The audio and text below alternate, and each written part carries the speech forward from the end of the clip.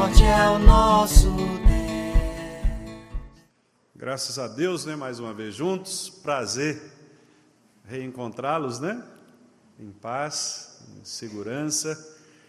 Já estivemos aqui na terça vendo alguns, mas hoje um número maior de irmãos, então estamos muito felizes, de poder reencontrá-los depois do final de semana que passamos lá em Vitória. Foram momentos muito abençoados, muito ricos, tanto para a nossa família, quanto também a convivência com aqueles irmãos ali. E a gente agradece aos irmãos aqui, irmão Renato, que ficou na direção dos trabalhos, conselho da igreja, os irmãos também que apoiaram. Deus possa continuar, meus irmãos, nos abençoando. Nós vamos, meus irmãos, tratar hoje a respeito da criação dos anjos. Esta é uma das perguntas que constam no Catecismo Maior de Westminster, que faz parte daquela seção que trata da criação divina. Deus criou todas as coisas porque é por meio da obra da criação que Deus executa também os seus decretos. Nós temos estudado a respeito disso, a respeito de como Deus ele executa, como ele cumpre os seus decretos. E então a pergunta número 15 diz que a obra da criação é esta obra que Deus faz pela palavra do seu poder, tendo criado o mundo, tudo o que nele há para si, no espaço de 6 dias, e isso tudo muito bom.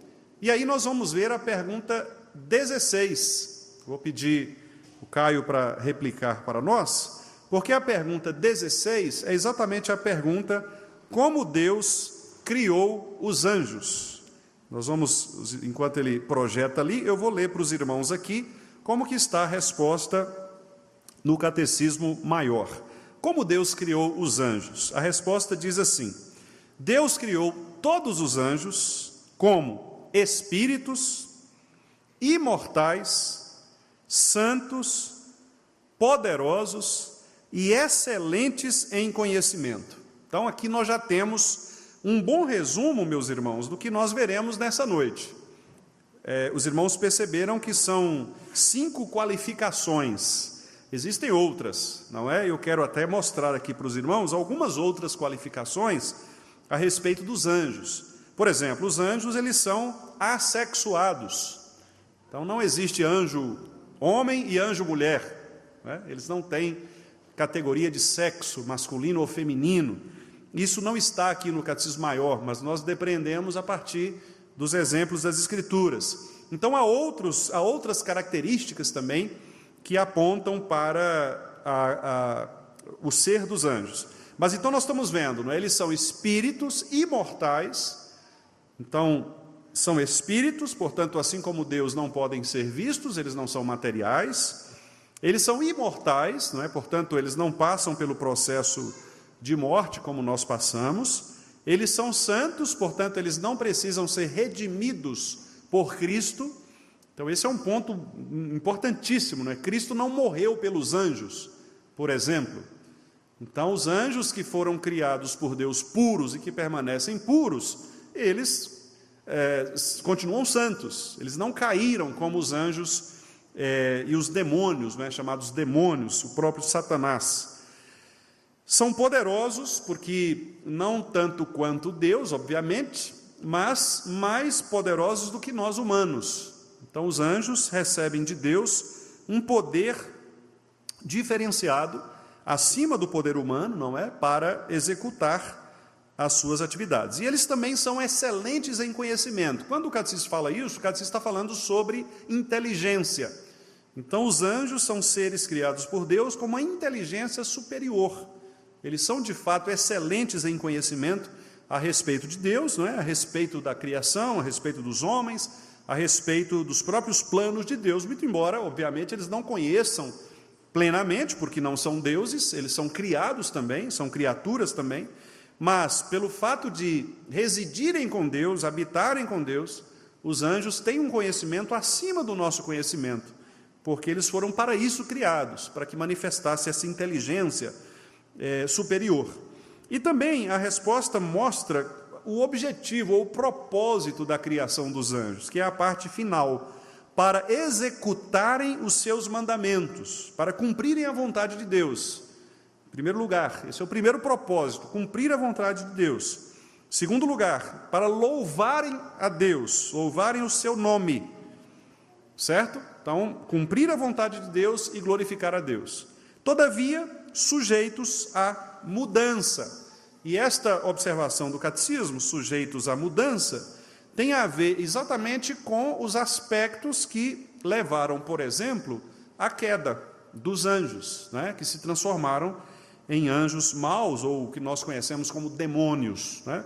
Que são aqueles anjos servos de Satanás.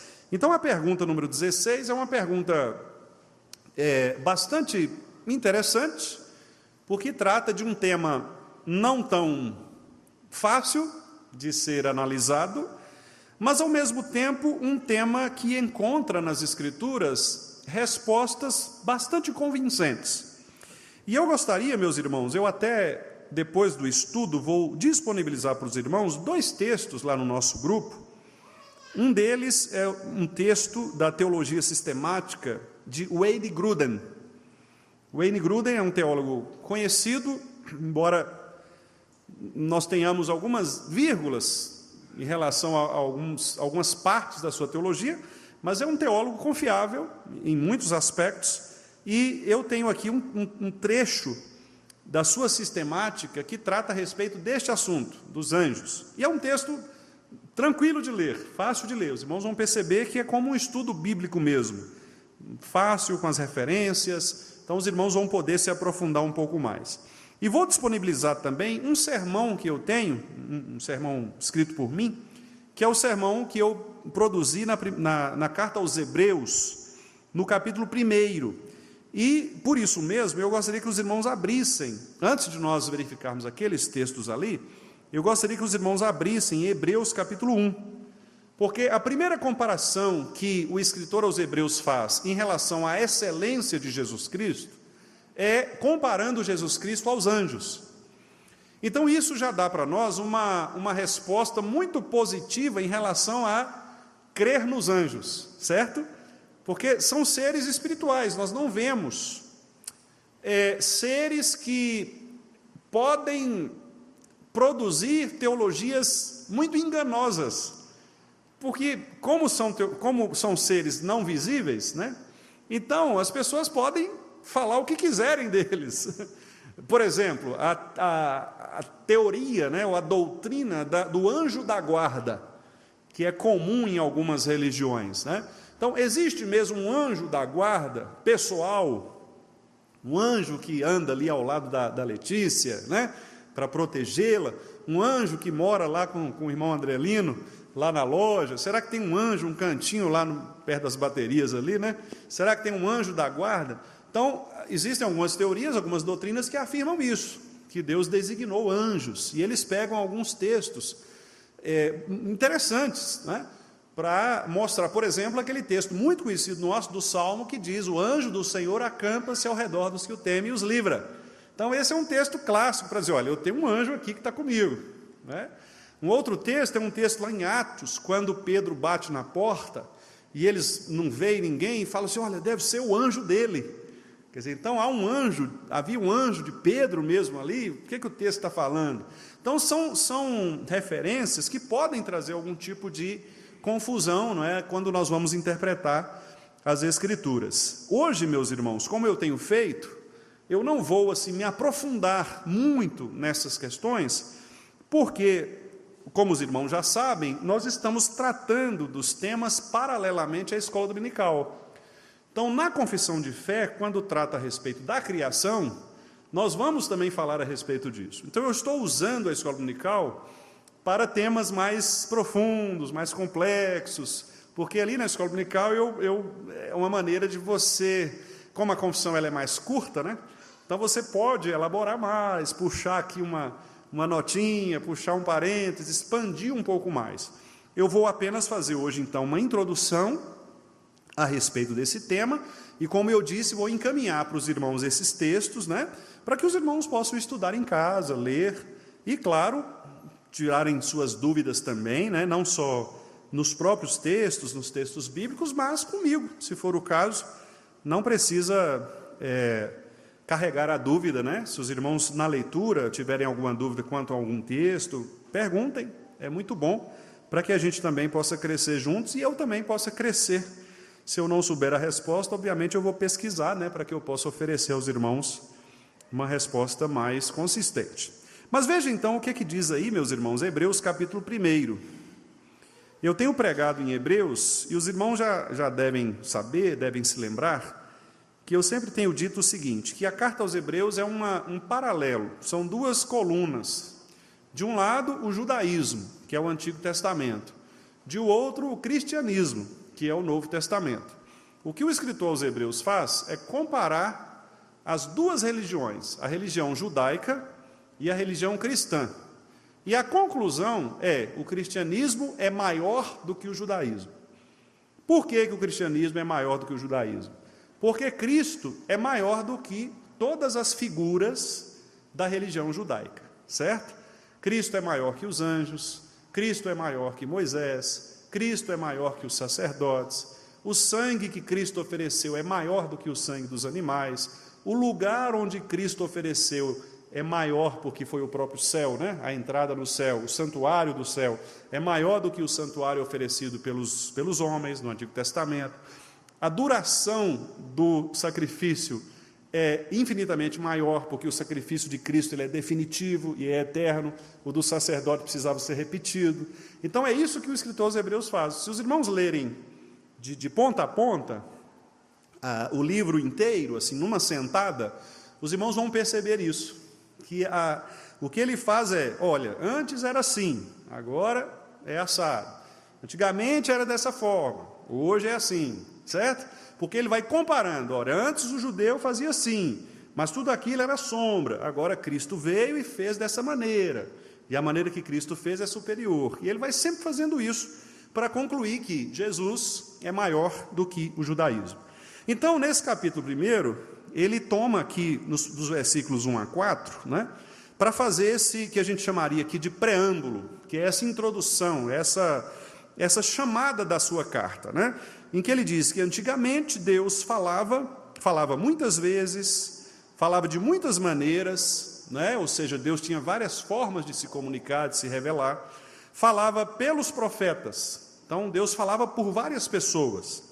Mas, nesses últimos dias, ele está se referindo ao Novo Testamento, ou seja, quando Cristo veio, quando Cristo nasceu, Deus agora não nos fala mais pelos profetas, não revela mais por outras pessoas, ele se revela pelo Filho, ou seja, Jesus Cristo é a revelação completa, perfeita de Deus. Cristo, a quem Deus tornou herdeiro de tudo, de todas as coisas, Cristo que fez o universo, Cristo, versículo 3, que é o resplendor da glória do Pai, ele é a expressão exata do Pai, e ele sustenta todas as coisas pela palavra. E o que ele fez? Ele veio, nos purificou dos pecados, depois ele subiu e se assentou à direita de Deus, que é a direita da majestade, nas alturas, e aí vem o versículo 4. Tendo-se tornado tão superior aos anjos, quanto herdou mais excelente nome do que eles. Aqui o escritor está falando então da humanidade de Jesus. É óbvio que Jesus já era Deus eterno, grandioso, sempre, né? Mas aqui ele está se referindo à sua encarnação, ou seja, o fato de Deus tornar-se homem, se isso teria diminuído Cristo. E o que o escritor quer dizer é que, enquanto Cristo foi homem, como nós, no aspecto da sua natureza humana, ele era sim menor que os anjos, certo? Ele era menor que o anjo, porque ele era homem como nós. Mas uma vez que ele venceu a morte e assentou-se à direita na majestade, nas alturas, ele agora, o que acontece? Versículo 4, se torna tão superior aos anjos, quanto herdou um nome mais excelente do que eles. Então a ideia do escritor é a seguinte: Cristo, enquanto homem, ele era menor do que os anjos, certo? Menor do que os anjos. Nós vamos ver um outro texto nos Salmos que nos diz isso aqui. menor do que os anjos. Mas uma vez que ele foi agora glorificado, assentado à direita de Deus, ele herda um nome superior aos anjos. Então isso serve para mostrar que há de fato uma gradação entre os seres humanos, os anjos e Deus. Então, nós somos menores do que os anjos. Os anjos estão entre nós e Deus, correto?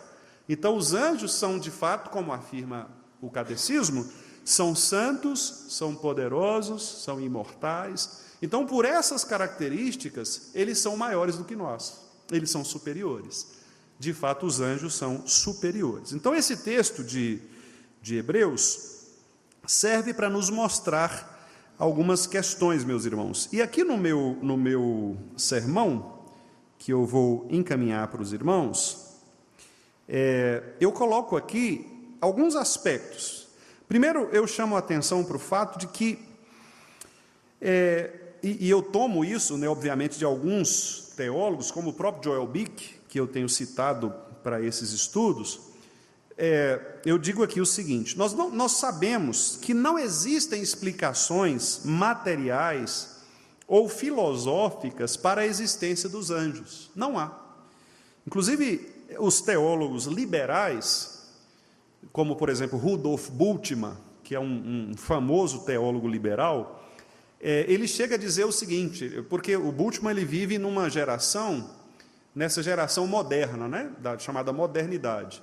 E o que é a modernidade? A modernidade é quando a filosofia, a própria teologia, começa a desconsiderar coisas relativas aos milagres, ou, no caso da filosofia, a própria existência de Deus. Então, é um período muito difícil para a teologia. E aí surgem esses chamados teólogos liberais. E os teólogos liberais, uma das coisas que eles tentam fazer, é desconstruir a Bíblia. Então, o Bultmann, por exemplo, ele chega a dizer que para você ler a Bíblia de verdade, para você aprender a Bíblia, você tem que tirar os milagres. Milagres, para Rudolf Bultmann, era apenas uma forma que os evangelistas tinham digamos assim, de convencer as pessoas a respeito de quem era Jesus. Mas aquilo não aconteceu de verdade. É como se você contasse uma história, uma ilustração. Vamos supor que o irmão Edson queira me ensinar alguma coisa, me dar um princípio, uma lição de moral. E aí ele me conta uma história. Pastor, tal, tinha um homem assim, tal, e aconteceu com ele. Só que isso não é uma verdade. Ele contou aquilo com uma intenção só didática, de me ensinar ali alguma coisa. Os liberais pensavam dessa forma. E aí o Rudolf Bultmann, ele chega a dizer, há uma citação dele aqui feita pelo pastor Joel Bick. Olha só o que diz o Bultmann. Bultmann fala assim, nós não podemos usar luzes elétricas e rádios, e em casos de doença, usarmos meios medicinais e clínicos modernos, e ao mesmo tempo acreditar que há um mundo espiritual e milagroso no Novo Testamento. Olha para vocês verem. Teólogo. Aqui é um teólogo moderno, moderno, contemporâneo, Rudolf Bultmann. Ou seja, gente, nós estamos no mundo da ciência, Os cientistas estão descobrindo as coisas, nós não vamos ficar pensando que existe isso mesmo, que anjo existe. Isso é coisa que inventaram, Como alguns dizem, por exemplo, a respeito da criação. Não, gente, a ciência está aí para mostrar para a gente que esse negócio de Deus criar em 6 dias, isso não existe. A ciência está aí para dizer para nós que um homem engolido por um peixe, isso é conto de fada. Então, quer dizer, é uma desconstrução mesmo. E aí eu digo aqui no meu texto o seguinte, eu cito alguns outros, não vou mencionar aqui para os irmãos, para a gente ganhar tempo, mas eu digo aqui o seguinte, a crença em anjos pertence a uma esfera estritamente religiosa e revelacional. Ou seja, o que é isso? Depende da revelação, depende da palavra. Ou você crê no que está escrito na Bíblia, ou não adianta você especular. Não tem como você pegar, por exemplo, um sistema de infravermelho, né? Para você tentar achar anjo pendurado, né? Como fazem os policiais, né? Com luminol, né? Para tentar encontrar vestígios, apagar as luzes, vão acender aqui. Não tem como, o anjo não vai aparecer assim, né? Você não vai vê-lo, são seres espirituais. Então a ciência não tem como discutir essas questões, porque trata da revelação. Então, eu cito, inclusive, alguns filósofos aqui, por exemplo, eu vou falar os nomes, os irmãos não precisam...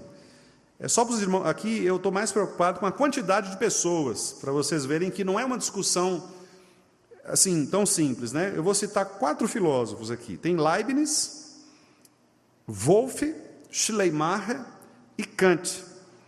Esses 4, chegaram a admitir uma vida transcendente, fora do mundo material, ou até mesmo uma espécie de ambiente espiritual, para compensar a quantidade de mundo material existente. Olha que interessante.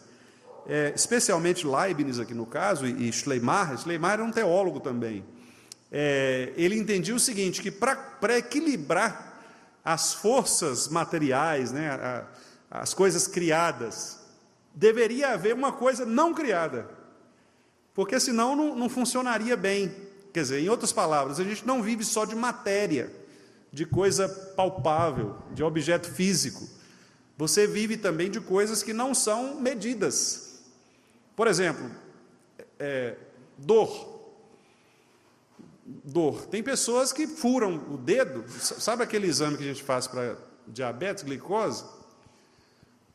Aquilo ali eu só falta morrer com aquela picada ali. Dói demais. Mas para outros, está acostumado, a pinga ali, não dói nada.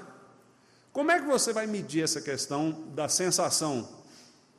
Mulheres, né, que passam, por exemplo, por parto. A minha esposa, por exemplo, ela teve 3 partos normais. E também já teve crises renais agudas. E ela me diz que a crise renal é pior do que o parto. Olha para você ver. Então, sensação de dor. Eu não tenho nem ideia do que seja isso, né? Nem uma coisa nem outra. Um a menos do que o outro, obviamente, né? Mas não tem ideia. Então, quer dizer, qual é a sensação de dor? Enxaqueca? Dor de cabeça. São coisas que, por mais que você vá a um centro tomógrafo ali, uma ressonância, uma coisa, talvez ilumine alguma parte do cérebro, talvez os neurônios se agitem mais, mas não dá para você medir essas coisas com uma precisão exata, né? Saudade, também não dá para você medir. A pessoa, por exemplo, saudade de alguém que faleceu, da sua família. Então, você tem ali, diante do caixão, ali, por exemplo, 2 pessoas, uma está chorando, a outra quietinha. Como é que você vai dizer, não, a que está chorando está sofrendo mais do que a que está quietinha? Não dá para dizer. Você pode até inferir, supor por outras razões, mas não dá para afirmar com certeza. Às vezes a pessoa está expressando algo que a outra está sentindo muito mais, mas que expressa menos. Então são coisas que a ciência não vai dizer para nós, né? Isso faz parte desse chamado mundo transcendente, desse mundo que nós o mundo chamado espiritual, o mundo imaterial, né? São coisas que a gente não pode medir. Tem um filósofo da linguagem chamado Wittgenstein, que ele fala assim, que existem coisas que a linguagem não consegue dizer. E quando eu leio isso nele, eu lembro de Pedro, né? Porque Pedro fala assim, alegria indizível e cheia de glória, né? Pedro fala, é uma alegria tão grande que você não consegue exprimir numa palavra, ela não se pode dizer a respeito dela com tanta precisão, porque ela toma conta de tal maneira que transborda, né? Você não tem como medir estas coisas. Então, isso é o que nós chamamos de mundo transcendente. Bom, os anjos pertencem a esse mundo transcendente, né? E aí eu digo aqui o seguinte, para se crer em anjos, é necessário crer numa revelação espiritual que transcende toda e qualquer dimensão material. Foi o que eu acabei de dizer. Para acreditar em anjo, você precisa acreditar que existe algo além da matéria. Então, por exemplo, os materialistas jamais acreditariam nisso. Os marxistas, por exemplo, jamais acreditariam nisso. Porque o marxismo ele é materialista. O marxismo ele só acredita naquilo que é palpável, né? Não há como conciliar as coisas. Por isso que, inclusive, a decisão do Supremo Concílio, do ano passado, do ano retrasado, 22, reafirmou a incompatibilidade entre as filosofias marxistas e a fé cristã. Por quê? Porque as filosofias marxistas, elas têm como fundamento o materialismo. E o que é o materialismo? É não crer em coisas que são espirituais, ou seja, estão fora desse mundo. Bom, se eu não creio em coisas que estão fora desse mundo, eu não posso crer em Deus, eu não posso crer na vida eterna, eu não posso crer em anjos, porque todas estas coisas não são materiais, correto?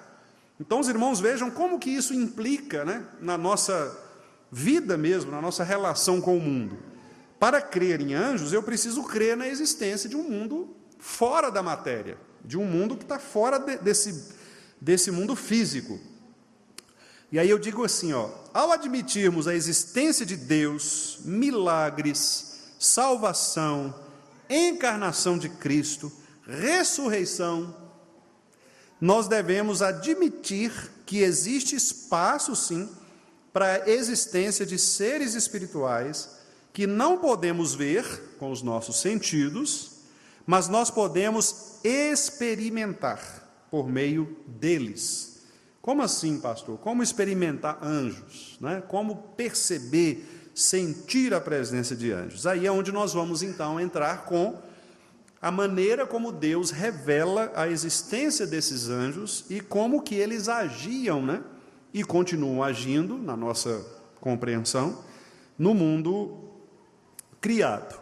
Então, eu continuo aqui dizendo o seguinte: para nós cristãos, os argumentos da Escritura sobre a existência de anjos é fundamental. Em outras religiões, como no Espiritismo, por exemplo, os seres celestiais ocupam um lugar de quase competição com Deus, dividindo o espaço de autoridade e poder. Porque os irmãos sabem que nessas religiões chamadas espiritualistas, de fato, o ser espiritual, ele é tão poderoso quanto o próprio ser mais poderoso, que eles considerariam que é o próprio Deus, né? Por isso a ideia, por exemplo, do anjo da guarda, né? Por isso a ideia de seres para quem você ora, intercede por você, são os mediadores, né? São os espíritos mediadores. Então, as religiões, geralmente de cunho espiritualistas, elas apelam muito para a existência desses seres, né? Que talvez elas não chamam de anjos propriamente, mas funcionariam como anjos. Os próprios santos católicos, eles acabam tendo esta mesma dimensão angelical, né? Que é um lugar de mediação, um lugar de intercessão. Então, é uma maneira de você... O santo católico, meus irmãos, é uma coisa interessante, porque nós temos mais facilidade de nos aproximarmos de quem é igual a nós do que de quem é diferente de nós. Então, o santo católico, ele funciona como uma espécie de um amigo, ou seja, ele é mais próximo de mim do que o próprio Deus, porque Deus, grandioso como Ele está muito distante. Então eu preciso ter um relacionamento mais humano. Então é mais fácil eu rezar Papadim Cisso, porque é uma pessoa que eu conheço, uma pessoa, né, caridosa, etc., do que falar com o próprio Deus. Então é uma espécie de mediação. Assim como os anjos também. Os anjos, sendo eles nesta escala menor do que Deus e maior do que nós, é como se fosse aquela escada, né? É aquele secretário. Não, eu vou falar primeiro com o secretário, para depois eu acessar o chefe, né? Então, as pessoas têm essa ideia, que funciona como se fosse mesmo uma ideia de intercessão. Mas aí eu digo assim, que no cristianismo bíblico, não é assim, né? Deus permanece Deus, em toda a sua autoridade e poder, e tem os seus seres celestiais como assistentes. Essa é a palavra mesmo. Assistentes, assistem Assistente é aquele que assiste.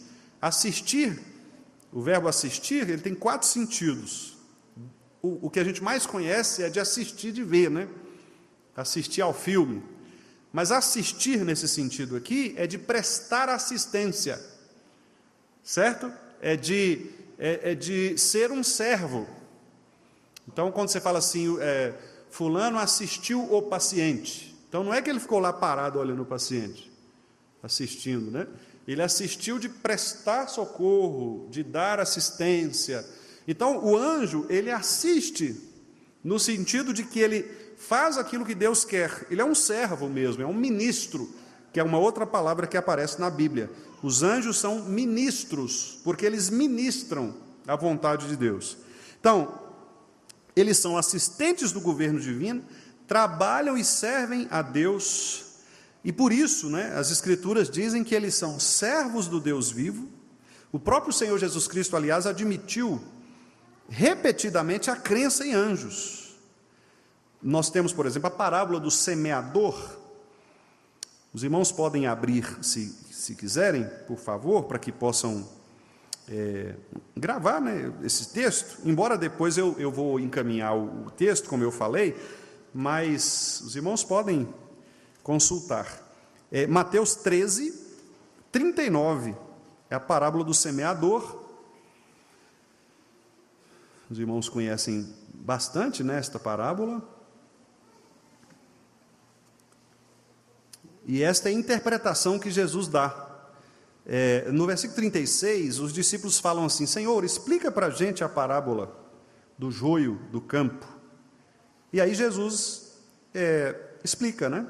A parábola do joio, a boa semente é o filho. E aí no versículo 39, vamos ler juntos o 39? O inimigo que o semeou é o diabo, a ceifa é a consumação do século, e os ceifeiros são os anjos. Olha só. Então aqui, anjos, os irmãos vão ver daqui a pouco, é a tradução também de mensageiros. São aqueles que levam a mensagem de Deus, né? Mas o fato de Jesus usar a palavra anjo já significa que Jesus ele crê na existência desses seres espirituais, que são seres espirituais conforme descritos na pergunta 16. Porque vocês podem pensar, mas pastor, aqui talvez ele esteja falando de pregadores, de mensageiros. Sim, mas Jesus jamais usaria uma palavra com um sentido para causar dubiedade, dúvida na cabeça dos seus discípulos. Até porque ele está explicando a parábola. E ele não explicaria desexplicando, né? Eu vou usar aqui para ficar... Se ele explicou, ele está descomplicando a coisa, né? Então, ao falar anjos, o que ele quer dizer é que os mensageiros de Deus, assim como nós somos pregadores da palavra, somos mensageiros, e por isso lá no Apocalipse, né, Jesus chama os pastores das igrejas de anjos. Ao anjo da igreja em Éfeso escreve, porque são mensageiros. O fato de Jesus usar estas palavras significa que Jesus crê na existência desses seres espirituais que também são mensageiros da vontade de Deus. Então Jesus não usaria o termo dúbio, um termo com 2 sentidos. Ele nunca fez isso. Muito pelo contrário, a pregação de Jesus foi sempre muito clara. Embora ele tenha dito que ensinava por parábolas, exatamente para revelar o efeito da palavra de Deus, que é salvar uns e condenar outros. Mas Jesus nunca foi meio termo, né? As palavras de Jesus sempre foram muito claras. Os discípulos tinham dificuldade de entender. Quando, por exemplo, ele anunciou que morreria, que reconstruiria o templo em 3 dias, quer dizer, eles ficavam baratinados, mas Jesus falava claramente, né? E aqui é um exemplo. Bom, no Antigo Testamento, meus irmãos, a palavra que indica anjos é a palavra hebraica malak, que nós podemos traduzir, como eu disse, por mensageiro, ou aquele que é enviado, significando também um ser humano que era enviado para outros seres humanos. Vamos ver um texto que tem esse sentido? Jó 1,14. Jó 1,14.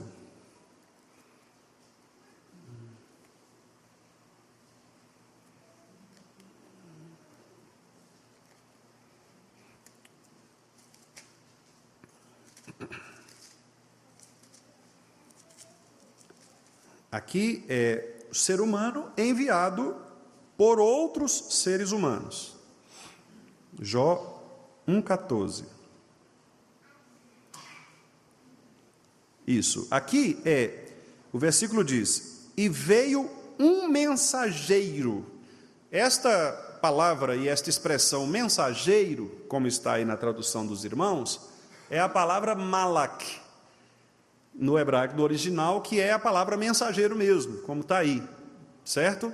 Mas ela, na sua raiz, também é usada para anjos, ou seja, aquele que é um mensageiro enviado por Deus. Então, por exemplo, vamos ver aqui o profeta Ageu 1,13.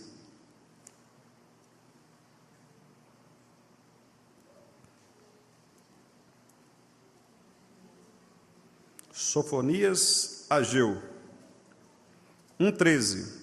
Fala assim, ó: então Ageu, o enviado do Senhor. A palavra aqui é malak, que é o anjo, que é o mensageiro, o enviado do Senhor. Então, esta expressão, ela também é usada para se referir aos anjos. Palavra mensageiro, palavra enviado. No Novo Testamento, no grego, nós temos a palavra que é mais utilizada, que é a palavra angelos. Escreve angelos, que é a palavra angelos. Essa palavra também aponta para seres humanos enviados por outros como mensageiros. Aí eu vou citar só um texto, que é o texto de Mateus 11:10. Mateus 11:10. Diz assim, ó: este é de quem está escrito: eis aí eu envio diante da tua face o meu angelos, o meu mensageiro, o qual preparará o teu caminho diante de ti. Então, meus irmãos, com isso, a Bíblia, ela faz referência a mensageiros, a homens, enviando homens, como anjos do Senhor, certo?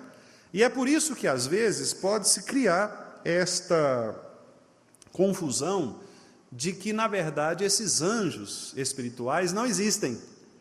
Mas o que existe mesmo são homens que foram mensageiros de Deus. Então, quando os textos falam, a respeito do anjo que foi até Abraão, por exemplo, do anjo que foi até Ana, ali seria ou o próprio Cristo, que é o anjo do Senhor, ou um homem.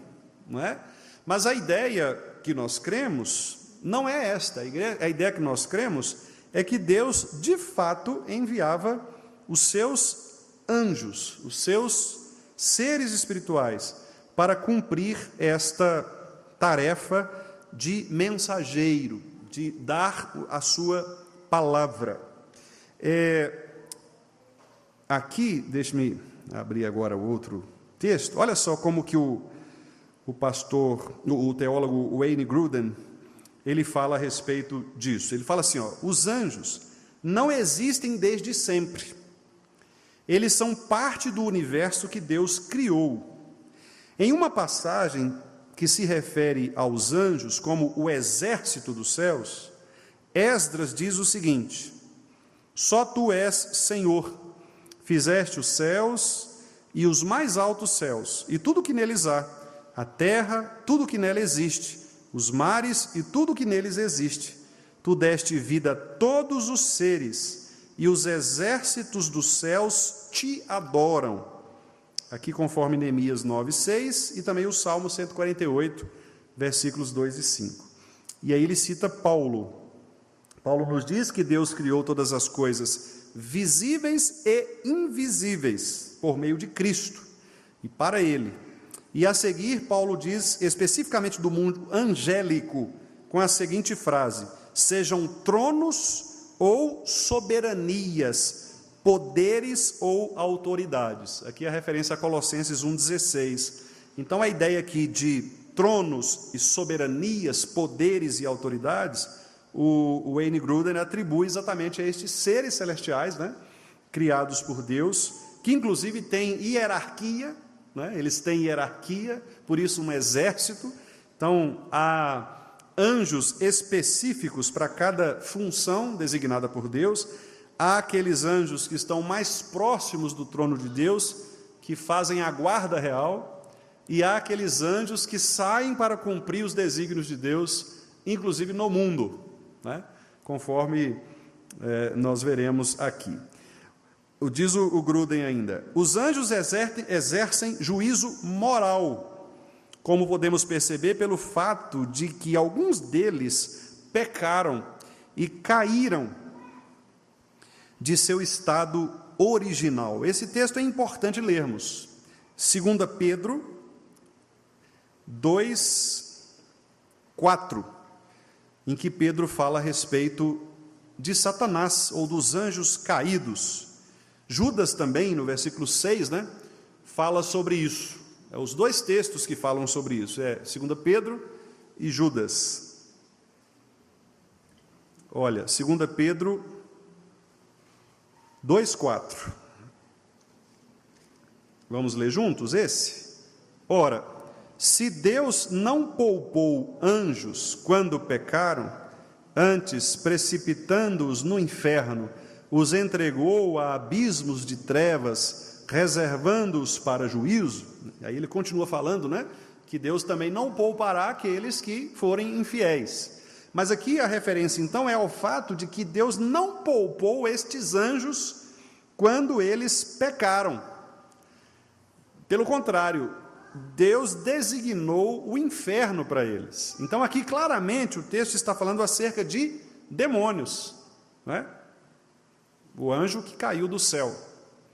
Não é isso? É o anjo que caiu do céu. Então, são demônios, são os anjos caídos. E diz o texto que eles estão precipitados no inferno, Deus os entregou a abismos de trevas, reservando-os para juízo. Esse reservando-os para juízo, o texto se refere ao juízo final. Quer dizer, eles já estão julgados, a habitação deles é o inferno, mas eles andam por aí, atazanando a vida das pessoas. Aí a gente se lembra de Jó, em que o demônio passeava, Satanás passeava, né? Rodeava a terra, e ali ele se manifesta para afligir Jó, certo? Mas a residência desses anjos é o inferno. É o inferno. Eles já estão designados ao inferno, mas eles passeiam. Eles não estão ainda presos, né? Ficarão presos quando o juízo definitivamente estabelecer. Judas 6 também, se os irmãos quiserem abrir, é praticamente o mesmo texto, mas vamos ler, né? Enriquece também o nosso repertório. Judas, versículo 6. Vamos ler juntos.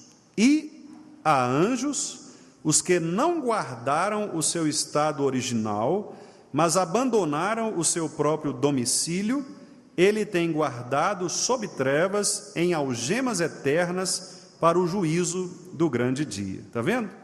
Então aqui eles não guardaram o estado original. O estado original era o estado de liberdade. Porque, como os irmãos estão vendo ali na pergunta, na resposta, eles eram santos, né? Puros, foram criados puros. Mas eles não guardaram o estado de pureza. Os anjos, eles tinham livre-arbítrio, assim como Adão e Eva antes de caírem. E alguns deles se precipitaram, né, como diz o texto, caíram, não guardaram o seu estado original, eles abandonaram o seu próprio domicílio, ou seja, eles mesmos tiveram esta emancipação, essa saída, né, do reino eterno, e estão sob trevas, esperando o julgamento do grande dia. Diz o Wayne Gruden também o seguinte: a alta inteligência dos anjos é vista por toda a Escritura à medida que eles falam com as pessoas. Aqui nós temos alguns textos, né? E cantam louvores a Deus, como por exemplo no texto de Apocalipse. Vamos ver esse que está pertinho aí? Apocalipse 4:11. Os anjos estão cantando louvores a Deus.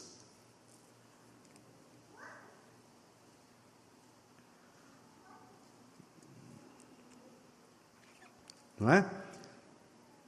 Esse texto que é um texto que nós temos lido, inclusive, diz o texto aí que os 24 anciãos, né, o versículo 10, eles se encontram assentados diante do trono, e eles adorarão o que vive pelos séculos dos séculos, e aí eles cantam essa doxologia maravilhosa, né?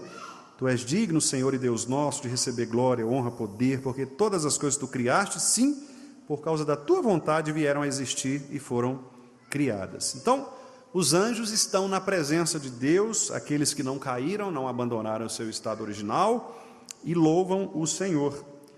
Os anjos são espíritos, como nós já lemos em Hebreus 1,14. Criaturas espirituais efetivamente não possuem corpos físicos, por isso eles são imateriais. Vamos ver Lucas, meus irmãos, 24:39. Lucas 24 é aquele texto, depois que Jesus está ressurreto, e ele aparece, né, para aqueles discípulos lá no caminho de Emaús. Lucas 24:39. Olha o que ele diz. Vamos ler juntos? 24:39. Vede as minhas mãos e os meus pés, que sou eu mesmo. Apalpai-me e verificai, porque um espírito não tem carne nem ossos, como vedes que eu tenho. Jesus aqui está contrapondo pessoas, homens, com espíritos. Os espíritos não têm carne nem osso, né? Então, eu costumo brincar. Eu digo assim, se você, por acaso, olhar e ver algum espírito por aí, corre, porque não é espírito, não. Porque o espírito não se vê, né?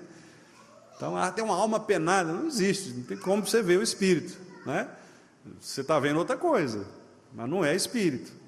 Eu vi a imagem de fulana ali, apareceu. Não tem como ver.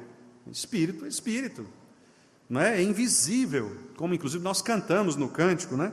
Espírito invisível, né? Nós cantamos porque nós cremos que é assim mesmo. O espírito não tem carne nem ossos. E aí, meus irmãos, diz assim: portanto, normalmente eles não podem ser vistos por nós. Aí vem uma questão interessante. A menos que Deus nos dê a capacidade espiritual para vê-los. Como assim, né? Se eu acabei de dizer que não pode ser visto. Porque nesses casos, foram situações específicas da revelação divina no Antigo Testamento, que nós chamamos de teofania, ou seja, é o modo de Deus aparecer. Vamos ver um caso aqui, só para esclarecer. Vamos ver, por exemplo, Números 22:3. Acho que é isso mesmo, aqui está, deixa eu só conferir, parece que... Números 22. Estou na dúvida se é 3 ou 31, porque está um pouquinho apagado aqui.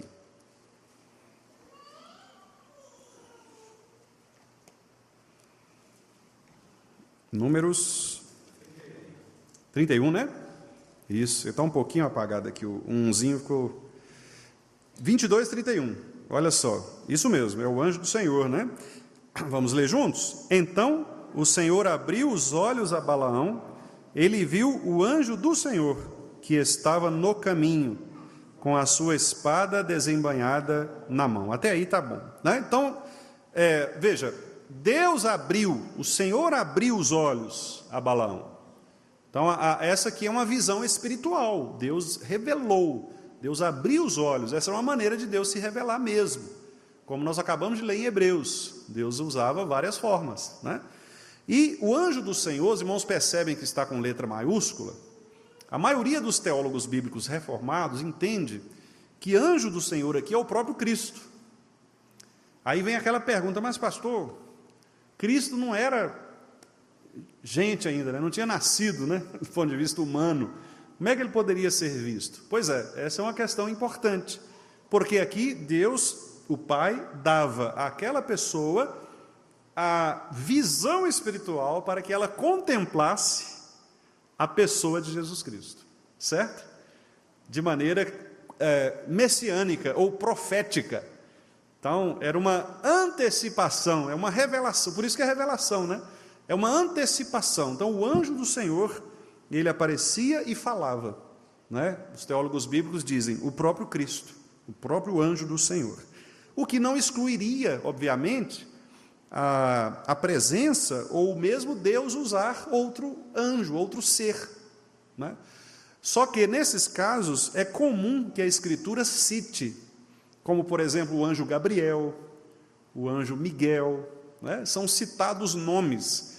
Então, quando não há essa citação do nome no Antigo Testamento, provavelmente a referência seja ao próprio Jesus. Em suas atividades ordinárias de nos guardar e nos proteger, bem como de se juntar conosco para a adoração a Deus, eles são invisíveis. Invisíveis.